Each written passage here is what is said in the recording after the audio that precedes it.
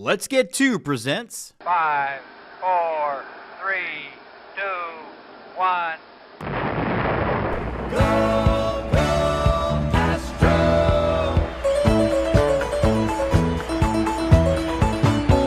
Here come the Astros, burning with desire. Here come the Astros, breathing orange fire. Here come the Astros, with winning on their mind. Here come the Astros, number one every time. Go, go, Astros! We want Houston! We want Houston! For the second time in 6 years, the Astros are baseball's best. And now, Go Astros, a web series dedicated to the two-time world champs from H-Town, presented by three guys who remember Bob Nepper. And welcome to the introduction to the Winter Meetings edition of Go Astros. I'm James Christopher, your host. With us, as always, is Brian Arbor. Brian, are you cold up there yet? Yes. All right. And Andy Tom Chesson down in Houston. Andy, are we unseasonably hot, muggy, and therefore depressed yet? We are, and evidently I'm bringing some of that to Manhattan tomorrow. So, yeah. Very good. Good for you. So we're going to talk about the winter meetings. Obviously, a big focus of that will be what the Astros are going to do. We hope they do. But I wanted to paint the picture for our viewers of what the winter meetings are actually like, and more importantly, what they used to be like. Those of you who've been sticking with us for the 3 or 4 years we've been doing content know that this show, or at least my focus first and foremost, is always going to be about minor league baseball. And in 2019, the show Let's Get To was credentialed by Major League Baseball to go to the winter meetings and cover them. And you've all heard that it's like insane and crazy and just moving nonstop, right? Yes. Yep. Yeah. I'm sorry. This It's is an audio insane. medium. Yeah, it's insane. It's crazy. It's moving nonstop. And the way it used to be set up is we went to the one in San Diego. You had two massive hotels basically within blocks of each other, and then stuff set up in between. And one end was the minor league baseball winter meetings. One end was the Major League Baseball meetings. And then they sort of blended toward the middle. It is where I used the urinal next to Jeff Passan and joked about, peeing on him. And then he called me out on that later on. It was fun. And now we actually message. It's weird. But it's chaotic. It's crazy. And for the minor league baseball part of it, it's where kids go to find jobs. It's where they do all the trade show stuff. And I only bring that up because we were credentialed again to go this year, but did not go, in part because most of the minor league baseball stuff has been removed. They have all autonomy that minor league baseball teams used to have been removed from the winter meeting situation. No, you don't need to worry about where you're going to get your specialized jerseys from because Major League Baseball is dictating that. And for those of you who are fans of both shows, Marty Cordero, who is the president of the Omaha Storm Chasers, will be on Let's Get To for our season finale. And we'll talk about how much little power they really have anymore. So guys, I wanted to paint that picture because for the Major League side, it'll still be crazy. And it starts today. Andy? Well, the Sports Illustrated article, I guess from a couple of days ago, maybe yesterday, talks about the winter meetings only needing one hotel this year. So if you want to know how much it was scaled down, it isn't two hotels across the street. It's just at the Manchester Grand Hyatt in San Diego. It's also the first winter meetings, I guess, they're holding since the pandemic. So you went to the last one. Congrats. Yeah. There hasn't been winter meetings since then, and this will be the first one. But it feels like outside of the free agency piece, going to be a much lower scale, laid back sort of thing. I know there are going to be job seekers there, which is the other component that's kind of fun for fans and people who want to be in sports to think about. But I don't know what the impetus for a minor league team to show up there other than to fill out their staff at this point. So it used to be that pretty much whole front offices would go, and it was sort of seen as a treat for their front offices. They would meet, they would collaborate. You would meet at dinners and talk about best practices. And that just doesn't happen anymore because they don't. These front offices being minor league front offices. Yeah, minor league front offices. Exactly. I mean, they had just as much to do there as the major league front offices. And And of course it's weird and it's fun to go to if you want to like people watch. Like we watched a Cowboys game with Kevin Millar and he mocked me for being a Cowboy. So I mean you could do that kind of stuff, but as far as the importance of what minor league baseball is for, there's no reason. So like if you're starstruck by seeing Ken Rosenthal walk in front of you, this would be a place for you to go. This would be the place. I am too tall to see Ken Rosenthal walk in front of me, so it wouldn't work for me. You'd have to walk like this. Yes. But, one of the things I've sort of learned over time about the winter meetings is all the coverage is about the coverage is dominated by major league moves. Yeah. Transactions. But it really is the trade show. It's the major convention for baseball, the industry. And what's interesting from this, James, is that baseball, the industry, is contracting. Yeah. While baseball, the entity, Major League Baseball, the entity, is expanding. Yeah, and it's one of those things, and I'm sure they'll still have you could do some. It's like first of all, like any conference you've ever been to, there'll be E&O conversations and HR stuff, but yeah, they care about the front office, the free agent signings and the trades, and we were still there when Cole got signed, and obviously going into this, guys, from the Astros perspective. Nightingale, I guess, had us linked to possibly two different players, or at least in deep negotiations with two different players, both Contreras, which we talked about, and Benintendi. Let's just call the Astros GM Orbit, Brian, because that tweet made me laugh. Who is Orbit? Any of those guys you think Orbit's going to actually be able to land? I'm really puzzled by the Wilson Contreras rumors. Okay, good. So I know, because as we know, they tried, the James Click tried to acquire him last at the trade deadline, and that was vetoed by a combination of Dusty Baker and Jim Crane. Right. So, and the reason that Dusty Baker, we don't know Jim Crane's reasoning, but the reason that Dusty Baker said to Jeff Passan, I can connect it to your 2019 story here, and the story Passan wrote about Baker right after the World Series, is essentially he wasn't going to play him over Martin Maldonado or Yuli Gurriel.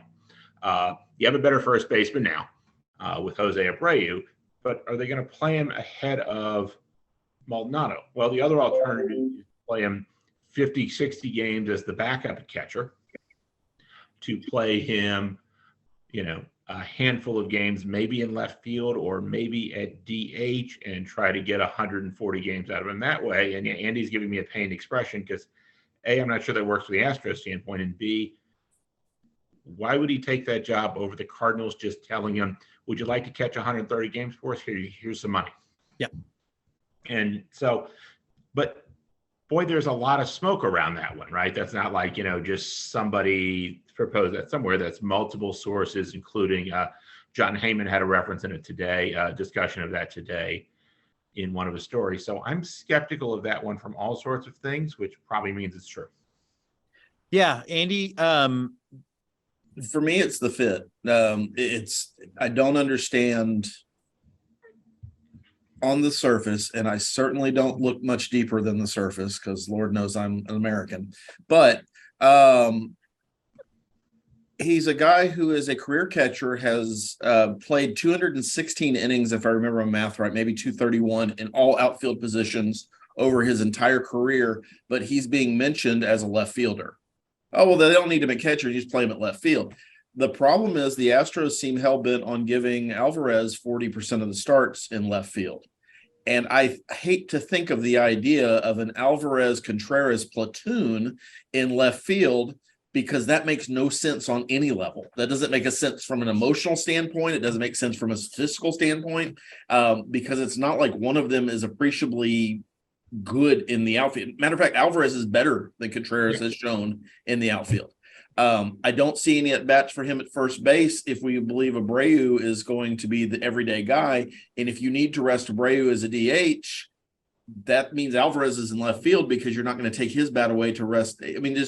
And right, wrong, or indifferent, I think a lot of the Astros fan talk about Wilson Contreras is this belief somehow that nobody in the Astros front office has recognized that Martin Maldonado doesn't hit well. Right. that only Astros Twitter can see, that Martin Maldonado doesn't hit well and he needs to be replaced. And he's needed to be replaced pretty much since we traded for him the first time. I don't know why that is so hard to accept, but if Martin Maldonado is on this team, barring injury, he's the starter at catcher this year. He's going to catch 4 out of every 5 days. And if you sign a Wilson Contreras, and if you convince him that, hey, you're going to be a part-time player and we're going to somehow get 140 games out of you, what does that do for Corey Lee, who is at this point the heir apparent to Martin Maldonado? It's just a very, very weird thing if we were really serious about signing him. Well, what about this? Look, what about Contreras has said you're a part-time player for this year, and then when is Maldonado's contract up? Maybe he's this year. Yeah. The other thing too, I'd point out about, I feel like Maldonado took so much more heat for his bat this year because it wasn't as strong in a lineup 1 through 8 as it had been in previous years. Like, it used to be we could give up that 9-hole slot because everybody else was hitting, and it just turned out that this year not everybody else was hitting. No, I would agree with that, because last year in 2021, when he actually hit worse, it was just kind of you chuckled about it, and every now and then he hit a home run and you'd be fine. And I'd post my meme. Right, and you'd post your meme and everybody would just go about their merry way because Altuve would be batting next. We'd be happy. This year, Maldonado actually improved some aspects of his approach at bat at the plate. He hit 15 home runs, which I believe is a career high. And after he got out of April and May, I think he hit 215, 220 for the rest of the year, which isn't horrible. Right. So it begs the question, back to Wilson Contreras, I don't understand it. I understand Andrew Benintendi a whole lot more. I don't know if I love it, but I understand his fit on this team. And like I said, I also don't understand it from Contreras' standpoint. Yeah. Like, again, and with Andrew Benintendi, or we can go through any list of the potential corner outfielders, Brandon Nimmo, Michael Conforto. You're not going to get Brian Reynolds in a trade, I don't think, but Brian Reynolds, whatever sort of, Michael Brantley, whatever. You're like, okay, you know what the offer is. We have a starting position in left field. Periodically, you'll DH because we want to get Jordan some at-bats out there. But, hey, we have a position, and, if you'd like to play in October and would like some money to do it, here you go. Right. With Contreras, it's a much more complicated what your role is, and what your role is in context, again, of, well, you're not going to be the full-time catcher because we have Maldonado. You're not going to be the full-time DH because we have Alvarez. You're not going to be the full-time left fielder because you haven't played a lot of left field in the last couple of years. You're not going to be the full-time first baseman because we signed Abreu and you played that a handful of times, but not a ton. And so, again, I suspect the Cardinals are a team looking for a catcher, and their offer to Wilson Contreras is, hey, catch 120 games for us, DH another 20 for us, and we'll also see in October. And of course, obviously, too, there's a lot of that we don't know. Yeah. Maybe Contreras doesn't want to catch anymore because the same thing with Biggio. He wants to save his legs from all those years ago. I don't know. Now, you mentioned the trade, Brian, for Brian Reynolds. I agree with your assessment 100%. Why is it that people actually think this is a thing that's going to happen? I think you talk about any trade that involves Hunter Brown or Christian Javier, which I think it would take one of those two guys. If not, I already say no. I'm of the opinion the Astros need to address this in free agency while we continue to develop that farm system. Overall, Brian, just what have you thought about some of these proposed trades? And really, it's a non-starter for you, right? Yeah, and the other person you could trade would be Luis Garcia, but it's going to take someone of that level. Reynolds is an above average hitter, a well above average hitter. He's a below average defender in center field, so maybe they're better off putting him in left field and keeping Chaz in center. But either way, it would take a lot to get him. And again, maybe you want to trade from the semi-surplus in starting pitching. But again, boy, it may be easier to trade Jose Urquidy for a player who is, at a similar level to him, stick him out there. In fact, that's kind of my preferred approach to how to deal with left field rather than signing an expensive free agent. Andy, do you want to chime in on that? It is. I feel like we're at the, and this we're One of the beautiful things about 2022 is that we have all this social media technology and people can voice their opinions. And I think you have a lot of fans who, we need an outfielder. The Pirates are making an outfielder available. Let's just make that happen, without giving a whole lot of thought to how the Astros have been constructed for the last 7 years. I don't see us making a move for a below average center fielder, no matter how well they hit, without the express written consent with him, that you're be playing left field. And center fielders tend to want to play center field. It's an ego thing. They get paid more than corner outfielders do. So let's say you could clear all those hurdles. I don't see him being worth a Hunter Brown and 6 years of control, a Christian Javier and 3 more years of control, a Luis Garcia, who I'm okay with dealing, but I just don't see the equal value there. And you see the deals that our fan base is putting together with people like Brown and Javier, and giving up some minor leaguers and throwing in, another everyday regular or every man, a person on the 26-man roster. It doesn't make a whole lot of sense to me. I'd rather address it, like Brian said, through free agency. I think Benintendi, which I think we're going to talk about, might be a little bit too high. I also think waiting on Michael Brantley to get healthy is kind of a fool's errand at this point, because it's going to be March at the earliest before we know anything. And you've got to have, somebody playing that position prior to that. Right. What do you think about Benintendi? Andy has already said he's not necessarily the biggest fan of that. Brian, you have any thoughts about it one way or the other? Yeah, I think the biggest thing I'm being concerned with is Benintendi is it would probably take a 4-year deal to get him. That's it. And so that's a long commitment to, well, at some level, right? He's a really high on-base player. He's like 28, I think, so he's not an old player. So there are some benefits to that. But it does sort of, limit your options into the future. The nice thing about Brantley is they kept getting him on 2-year deals. So, if they could get something like that again, that'd be fine. On Brantley, I'm fine with Brantley as kind of extra. Yeah. And with hey, bring him out on opening day, give him his ring, and then put him on the assume you're going to get 250 at-bats from him and try to arrange for those 250 at-bats to be in August, September, and October. Yeah, I think that's kind of it. I think if you bring Brantley back, you're bringing him back in much the same way you might bring Yuli back, as sort of a role player now. Who wouldn't you want to pinch hit? Andy, sorry, I look like I've annoyed you, so I will stop talking. No, you're not annoying me, but I understand why, but I don't understand why we're in love with our players. If we want to be the team that we think we are and the organization that we think we are, you can't keep giving money to Yuli Gurriel. He's 39 years old. He's shown a very distinct drop-off. He's not the defensive player he was. And now we're talking about letting him get innings at shortstop. Does that make any sense to anybody? Well, look, no, that doesn't. And Michael Brantley, if he's healthy, if he's fully healthy and fully recovered, we're talking about really June before he has an effect on the roster. Do we need to commit $10 million a year to him?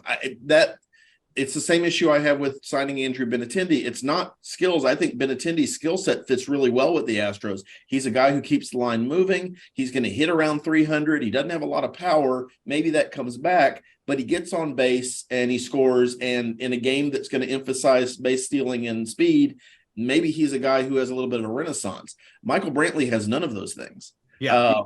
But we like him and we're comfortable with him and he's a good teammate and it's a great story. But if we're going to spend the money we spend on people like Rafael Montero, we can't afford to also be spending that money on, and I know it's not my money. And I know, Crane has said he's going to go to the payroll limit and maybe beyond if he has to.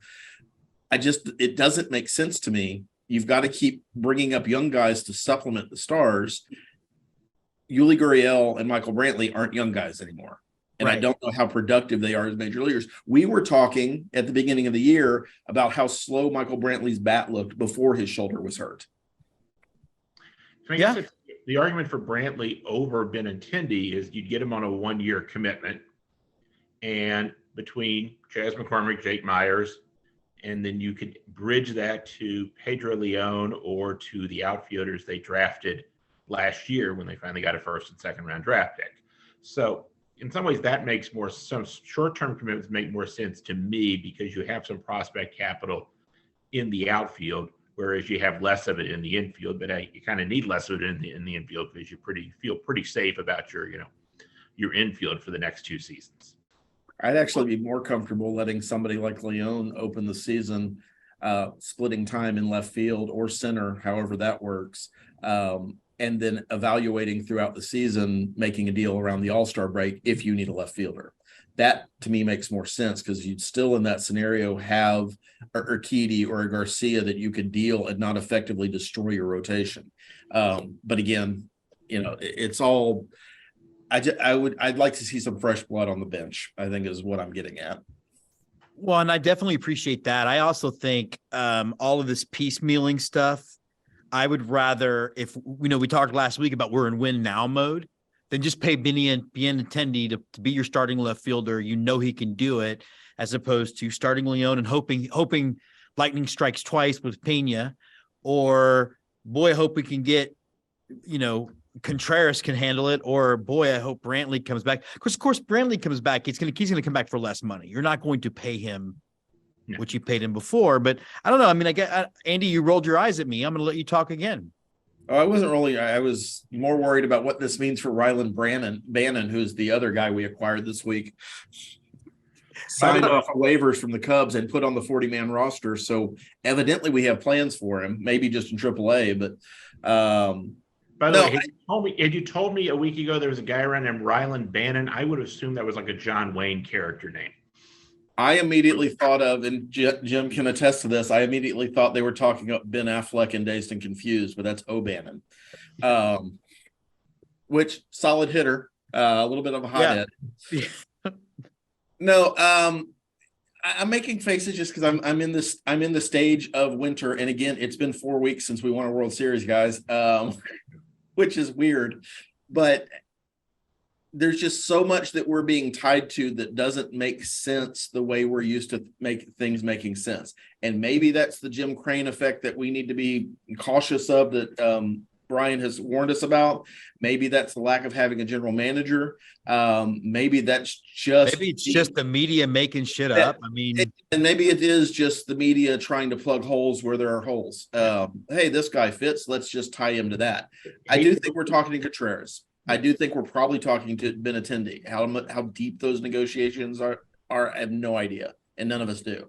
But hey, what I've been wondering about on Contreras is that just his agent putting us out there to try to goose offers from other teams? Sure, could be. Yeah, that's my facial expressions today are completely about all of this not fitting exactly right. And yet we're being told this is the narrative. So I'm just trying to make sense of what the pieces we're getting. I hope that what we get out of the winter meetings in 4 days is some clarity about which direction the Astros are actually headed on some things. I don't really expect deals to get done this week involving the Astros, but maybe they do. It'd be good. Yeah, I don't see that. I don't necessarily see trades coming. I really do think it's a free agency thing, and I just feel like if we're going to embrace the fact that we're winning now, I don't want to see this piecemeal thing again. Yeah. On the other side, we could be the Mariners and getting really excited about shuffling deck chairs. We traded Jesse Linker for Brandon Quaglier. Great. Yeah. Another guy that's not going to hit. Well, we had 2 more topics to go, and I know we're almost out of time, but the Rangers got better, I guess. Thoughts on DeGrom to the Rangers? Brian, we'll start with you. Yeah. The comment I posted on Twitter is the Rangers seem to be following the model of the Phillies. Yep. The Phillies had this stillborn rebuild. They were supposed to, they had a number 1 pick and they got Mickey Moniak, which is Philadelphia E's for Brady Aiken. And, he's a journeyman center fielder, it looks like, and they've already traded him away. And instead, the Phillies got to the playoffs last year by signing a bunch of big free agents and using their payroll to get them to, 87 wins. They weren't any threat to the 100-win team. So the Rangers have sort of a similar story. They've been rebuilding since they traded Yu Darvish in 2017. And what they have produced out of that is a couple of utility infielders.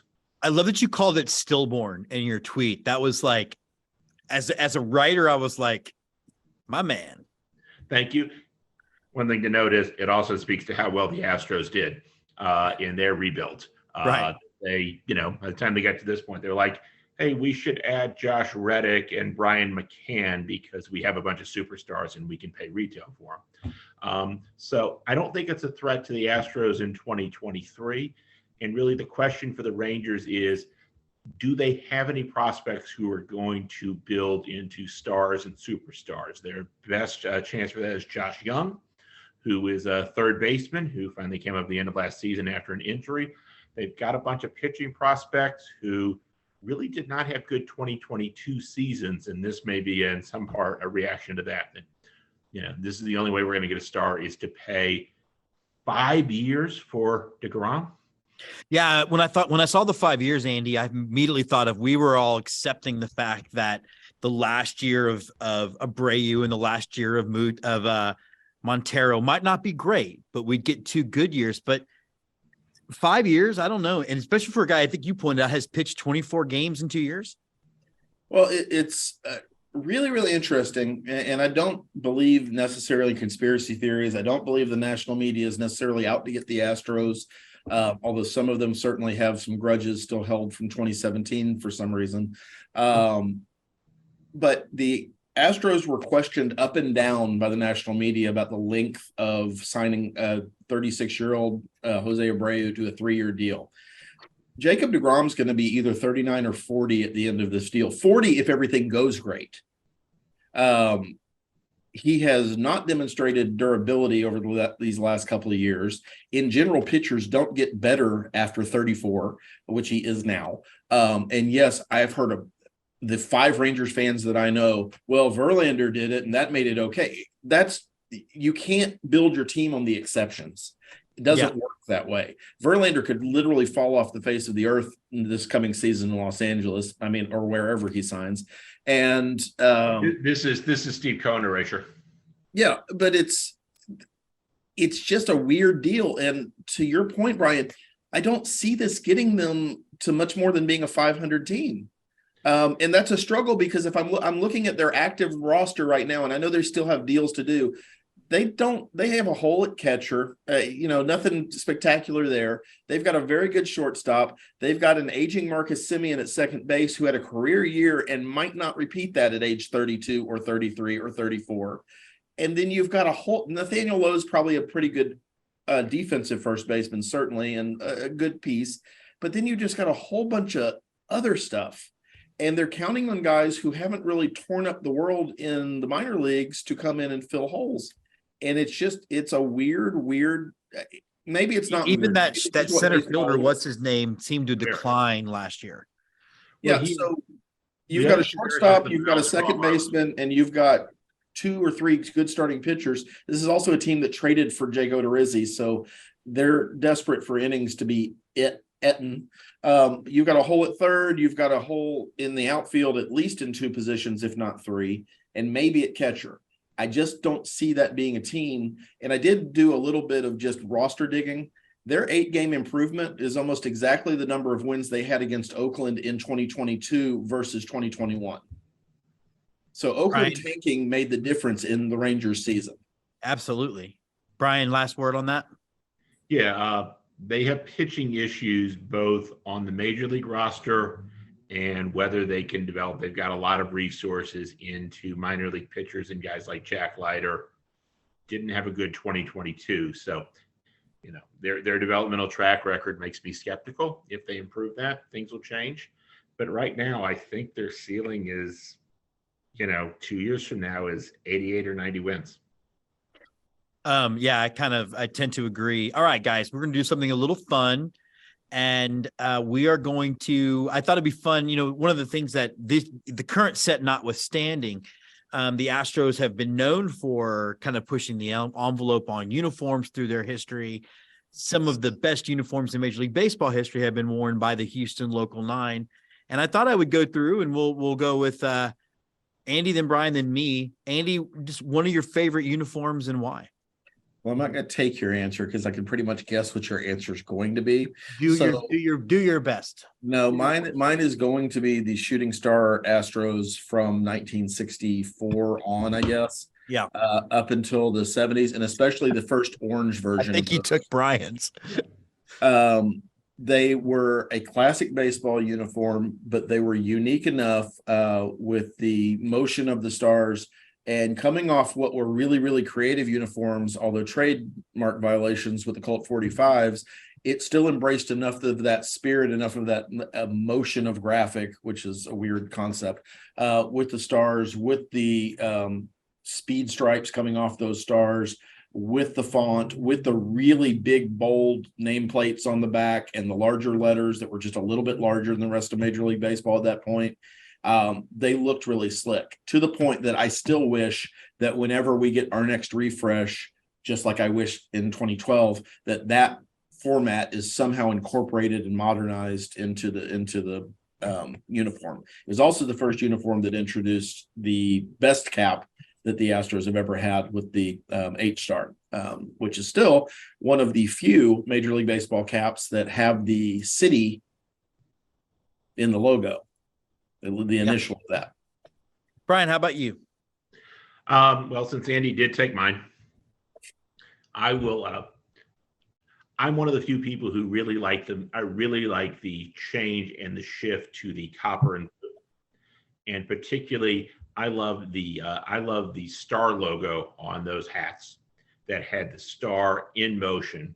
So sort of fits a little bit with what Andy was saying here, but you had the moving star, and part of that's why I hated the move to the red and black, to the blood and mud, because the star stopped moving. It was open because I don't know why that star was open.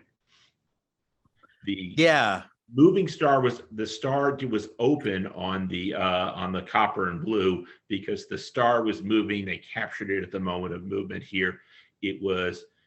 The Astros you started seeing people wearing that outside of Astros fans. You started seeing that logo being copied. So I don't think that's fondly remembered by most Astros fans, but I'm the exception to that. The opening to that star in the mud and blood was where Drayton dumped the money into Carlos Lee and Miguel Tejada.